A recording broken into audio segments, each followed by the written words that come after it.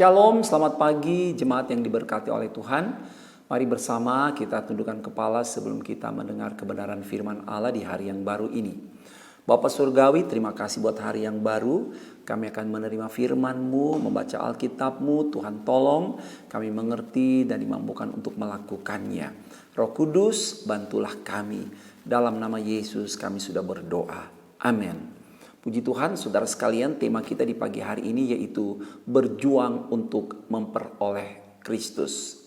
Tuhan sudah menyatakan kepada kita keselamatan. Yesus datang dari surga untuk mati di kayu salib bagi kita. Dia sudah memberikan segalanya bagi kita.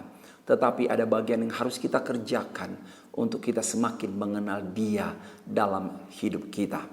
Filipi pasal 3 ayat yang ke-8, demikian Rasul Paulus dalam urapan Roh Kudus menulis, malahan segala sesuatu kuanggap rugi karena pengenalan akan Kristus Yesus Tuhanku lebih mulia daripada semuanya. Oleh karena Dialah aku telah melepaskan semuanya itu dan menganggapnya sampah supaya aku memperoleh Kristus. Kata memperoleh Kristus inilah yang menjadi tema kita pada pagi yang baik, yaitu berjuang untuk memperoleh Kristus. Saudara sekalian, Sakeus adalah contoh dari seorang anak Tuhan yang juga berjuang seperti Paulus memperoleh Kristus. Paulus berkata apa? Bahwa semuanya itu dianggap rugi. Malah Paulus berkata semua dianggap sampah. Semua yang apa? Semua prestasi, semua kelebihan diri, semua kehormatan, semua kekayaan yang ada di bawah kolong langit. Paulus berkata itu sampah. Dan Paulus berkata dia melepaskan semuanya itu demi memperoleh Kristus. Ada perjuangan yang Paulus kerjakan. Begitupun Sakeus. Mari kita baca mengenai Sakeus. Lukas 19 ayat 1-10. Yesus masuk ke kota Yeriko dan berjalan terus melintasi kota itu. Di situ ada seorang bernama Sakeus, kepala pemungut cukai, dan ia seorang yang kaya. Ia berusaha untuk melihat orang apakah Yesus itu, tetapi ia tidak berhasil karena orang banyak, sebab badannya pendek. Maka berlarilah ia mendahului orang banyak, lalu memanjat pohon ara untuk melihat Yesus yang akan lewat di situ. Ketika Yesus sampai ke tempat itu, ia melihat ke atas dan berkata, Sakeus, segeralah turun, sebab hari ini aku harus menumpang di rumahmu. Lalu Sakeus segera turun dan menerima Yesus dengan sukacita. Tetapi semua orang yang melihat hal itu bersungut-sungut, katanya ia menumpang di rumah orang berdosa. Tetapi Sakeus berdiri dan berkata kepada Tuhan, Tuhan, setengah dari milikku akan kukembalikan 4 kali lipat. Kata Yesus kepadanya, hari ini telah terjadi keselamatan kepada rumah ini, karena orang ini pun anak Abraham. Sebab anak manusia datang untuk mencari dan menyelamatkan yang hilang. Saudara sekalian, mari kita lihat Sakeus. Dia menghadapi tantangan saat dia ingin mengenal Yesus. Sakeus berjuang untuk memperoleh Kristus. Mari kita lihat apakah tantangan yang pertama yang dihadapi oleh Sakeus. Yang pertama yaitu lingkungan. Di mana orang banyak, keberadaan orang banyak menghalangi Sakeus untuk bisa bertemu dengan Yesus. Begitu banyak orang mengurumuni Yesus. Dan kumpulan orang ini merupakan penghalang, hambatan bagi Sakeus untuk dapat berjumpa dengan Yesus. Saudara sekalian, kadang-kadang lingkungan menjadi penghalang bagi kita untuk berjuang memperoleh Kristus dalam hidup kita. Mungkin ada orang yang tidak senang saudara beribadah kepada Tuhan. Mungkin ada orang tidak senang saudara melayani Tuhan. Ada orang tidak senang saudara berkorban bagi Tuhan, bagi pekerjaannya. Lingkungan.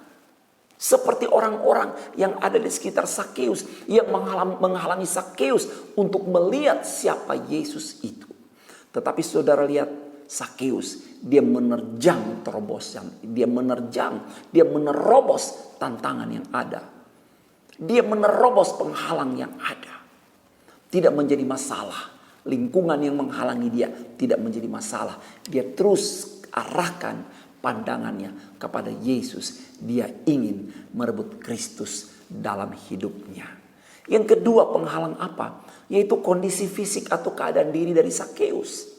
Sakeus pendek, tubuhnya kecil, di bawah rata-rata pada orang yang hidup pada zaman itu. Saudara sekalian, tiap orang itu punya kekurangan. Setiap orang mempunyai kekurangan, mempunyai keterbatasan diri. Sakeus walaupun dia kecil, dia pendek, dia tinggalkan kekurangannya itu ketika dia berjuang untuk memperoleh Kristus. Dia berjuang untuk mengenal Yesus. Dia naik pohon ara. Walau dia tahu orang akan menertawakan dia, mengolok dia. Orang-orang akan mempermainkan dia. Kalau zaman sekarang sudah ada, kalau zaman dulu seperti zaman ini sudah ada smartphone, orang akan memfoto dia. Kemudian disebarkan ke WhatsApp. Nih ada pejabat naik pohon hanya demi Yesus. Nih si Sakeus orang pendek, si kecil. Dan foto itu viral. Semua orang menertawakan dia, menghujat dia. Seandainya pada zaman itu sudah ada smartphone seperti kita. Tetapi Sakeus sekali lagi dia berjuang mengenal Yesus. Walau dia tahu ketika dia naik pohon, kemungkinan orang mengolok-olok dia, menertawakan dia. Tapi Sakeus tidak peduli. Dia tidak lagi mencari rasa hormat. Bagi dia rasa hormat orang lain terhadap dirinya itu sampah. Yang berharga bagi Sakeus adalah mengenal Yesus. Berjuang untuk memiliki Kristus dalam hidupnya. Saudara, jangan minder atas kekurangan diri kita. Latar belakang pendidikan kah? Latar belakang keluarga kah? Status sosial apakah? Jangan bandingkan diri kita dengan orang lain. Terutama perbandingan itu membuat kita surut untuk menyala-nyala dalam Tuhan. Saya nggak bisa, biar dia aja. Biar orang lain yang dipercayakan untuk melayani Tuhan. Saya nggak bisa, saya nggak mampu. Banyak jemaat terperangkap dalam jebakan rasa diri tidak mampu alias minder ini. Tapi Sakeus, dia berjuang memperoleh Kristus. Saudara, minder bisa membuat kita kehilangan kemuliaan Allah. Kalau Sakeus terus bernaung di bawah rasa minder karena tubuhnya kecil, tubuhnya pendek, dia tidak akan pernah mendengar suara Yesus berkata-kata dengan dia. Saudara, Yesaya 43 ayat 4, oleh karena engkau berharga di mataku dan mulia, dan aku ini mengasihi engkau. Musa pernah minder. Tuhan suruh Musa pergi membawa orang Israel keluar dari Mesir. Musa bilang, aku tidak bisa berkata-kata, aku tidak pandai bicara, suruh orang lain Tuhan. Tuhan bilang, tidak Musa, aku pilih engkau. Aku sudah menyiapkan engkau 40 tahun di Mesir, 40 tahun di padang pengembalaan, dan sekarang 40 tahun engkau akan memimpin umatku di padang gurun menuju Kanaan. Musa bilang, tidak bisa, aku tidak bisa. Tapi Tuhan nyatakan tanda mujizat heran. Tongkat yang Musa punya itu berubah menjadi ular. Tongkat gembala yang Musa punya. Saudara, dari diri kita mungkin ada banyak kekurangan. Tapi Tuhan akan melengkapi saudara dan saya dengan sesuatu yang luar biasa. Kuasa Allah akan menolong kita. Itu sebabnya mari terus bergerak. Cari Tuhan. Jangan minder. Saudara sekalian, Tuhan akhirnya suruh Harun untuk menyertai Musa. Sebenarnya harus Musa sendiri. Tapi karena Musa menolak, Tuhan menyuruh Harun menyertai Musa. Walaupun kemudian karena Harunlah akhirnya orang Israel terjebak dalam penyembahan berhala kepada patung lembu emas. Saudara, mari kita berjuang memperoleh Kristus seperti Sakeus. Dia berjuang, walau ada tantangan, terus maju sampai bertemu dan melihat kemuliaan Tuhan. Tantangan yang berikut yang ketiga itu kondisi latar belakang. Latar belakang apa? Yang pertama, latar belakang kota Yeriko di mana Sakeus tinggal. Kota Yeriko ini, arti nama Yeriko artinya kota pohon korma di padang gurun. Artinya juga harum. Saudara sekalian, waktu kami ke Israel, kami pergi ke Yeriko, kami pergi ke satu situs dan disebut ini adalah pohon Sakeus, di mana pohon ara di mana Sakeus naik. Saudara sekalian, percaya atau tidak percaya, tapi saya yakin bahwa itu hanya untuk menjadi satu peringatan aja bagi kita mengenai kisah di dalam Alkitab. Tapi kembali saudara sekalian, bagaimana Sakeus ini ada di kota Yeriko. Kota Yeriko ini latar belakang adalah kota yang pernah dikutuk ketika Yosua menghancurkan Yeriko. Dan kita tahu bagaimana orang Israel mengelilingi tembok Yeriko 13 kali. Pada putaran yang ke-13 kali tembok itu roboh. Dan pada waktu itu Yosua berkata, siapa membangun Yeriko, dia harus menumpahkan darah. Jadi kota ini dibawa kutuk. Tapi walaupun kota ini dibawa kutuk, kita lihat Yesus melewati kota Yeriko. Walaupun kota ini pernah punya latar belakang dikutuk, Yesus melewati, dia berinisiatif lewat kota Yeriko. Latar belakang kota ini tidak menghalangi Sakeus untuk bisa berjumpa dengan Yesus. Saudara lihat lingkungan di mana saudara ada. Latar belakang seperti itu tidak dapat menghalangi kita untuk apa? Untuk datang kepada Yesus. Latar belakang carut marut hidup sering menghalangi seseorang untuk mengenal dan lebih dekat dengan Yesus. Hidup yang lama selalu berusaha menarik seseorang untuk menjauh dari Tuhan. Dan iblis selalu berusaha menarik seseorang untuk kembali kepada hidupnya yang lama. Tapi Sakeus, dia berlari meninggalkan semuanya itu demi mengenal Yesus. Saudara, apapun latar belakang kita, di dalam Yesus ada sesuatu yang baru yang sudah dia sediakan bagi kita. Itu sebabnya mari berjuang sampai kita memiliki kemuliaan itu di dalam hidup kita. Tinggalkan masa yang lalu, yang sudah lewat, yang sudah diselesaikan oleh Yesus. Berjalan, cari dia, temukan dia, temukan berkat-berkatnya, temukan janji-janjinya, temukan masa depan yang luar biasa di dalam Yesus. Yang ketiga, kondisi latar belakang ini, kalau pertama latar belakang Yeriko di mana Sakeus tinggal. Jangan lupa yang ketiga, latar belakang Sakeus sendiri. Pekerjaan Sakeus pemungut cukai. Pemungut cukai itu orang yang bertugas mengumpulkan pajak dari orang-orang Yahudi untuk diserahkan kepada pemerintahan Romawi. Karena pada waktu itu Yahudi adalah di bawah jajahan Romawi. Saudara sekalian, dan orang-orang daerah jajahan Romawi harus membayar dua macam pajak. Ini utama, yaitu pajak kepala, pajak tahunan yang diberikan kepada, wajib dibayar oleh orang-orang yang berusia 12 tahun ke atas dan yang berusia 65 tahun ke bawah. Harus bayar itu. Laki, perempuan, anak kecil, orang dewasa. Yang penting 12 tahun ke atas, 65 tahun ke bawah. Kemudian mereka harus membayar yang namanya pajak tanah. Yaitu pajak berdasarkan keseluruhan hasil panen. Selain itu juga, mereka juga masih harus membayar pajak-pajak yang lain. Antara lain, bea terhadap barang-barang tertentu yang memakai transportasi darat dan laut. Tentu saja transportasi udara belum ada. Mereka harus bayar pajak, saudara-saudara. Entah itu ketika mereka mengirimkan pakaian, makanan, barang-barang kerajinan, produk-produk kerajinan, sebagainya, termasuk mengirimkan budak, mereka harus bayar pajak. Nah, masalahnya pemerintah Romawi tidak atau kurang mengawasi jalannya penarikan pajak. Akibatnya apa? Para pemungut cukai, mereka bebas menarik pajak semau mereka. Mereka menguras kantong masyarakat. Itu sebabnya orang Yahudi memandang pekerjaan pemungut cukai sebagai orang berdosa. Mereka tidak menyukainya. Saudara sekalian, kita lihat di sini, ini latar belakang Sakeus. Sehingga dia mengalami tantangan untuk mengenal Yesus. Orang tidak suka dengan dia.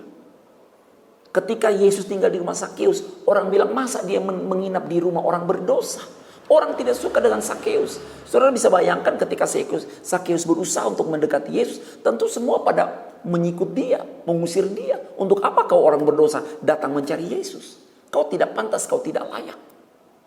Tetapi kita lihat Sakeus, dia gunakan kesempatan mengenal Yesus. Dia yang berinisiatif, dia mendahului orang lain untuk melihat Yesus. Dia naik ke atas pohon sampai akhirnya Yesus berkata apa? Sakeus, segeralah turun sebab hari ini aku harus menumpang di rumahmu. Saudara, sekotor segelap apapun latar belakangnya, Sakeus tinggalkan latar belakang itu demi Yesus. Dia berkata dalam ayat 8, Tuhan, setengah dari milikku akan kuberikan kepada orang miskin, dan sekiranya ada sesuatu yang kuperas dari seseorang, akan kukembalikan 4 kali lipat. Saudara, ada berkat bagi orang yang mencari Tuhan.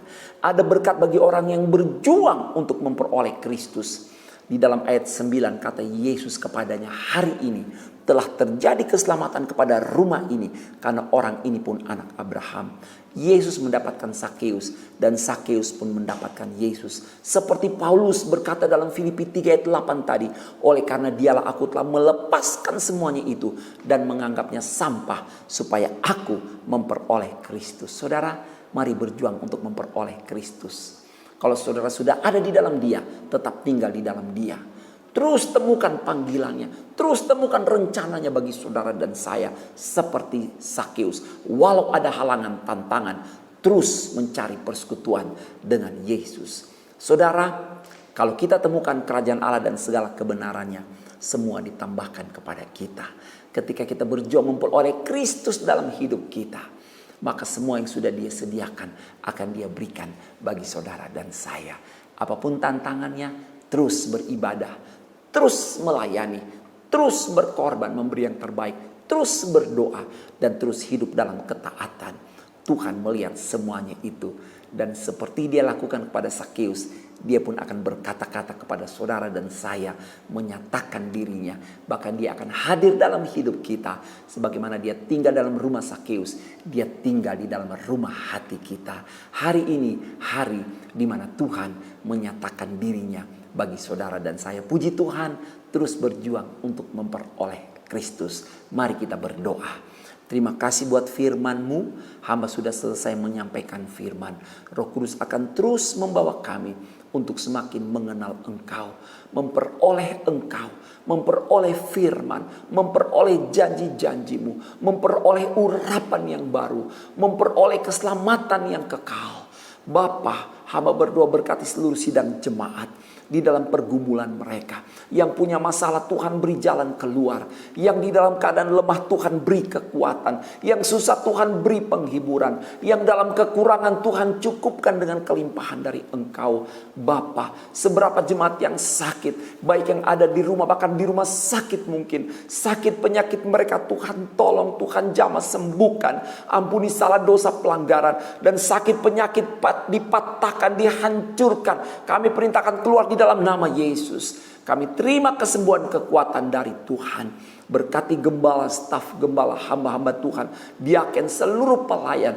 Kami adalah pekerja-pekerja Kristus. Beri kami kekuatan, satukan kami bergerak melakukan yang terbaik sehingga nama-Mu dimuliakan di dalamnya.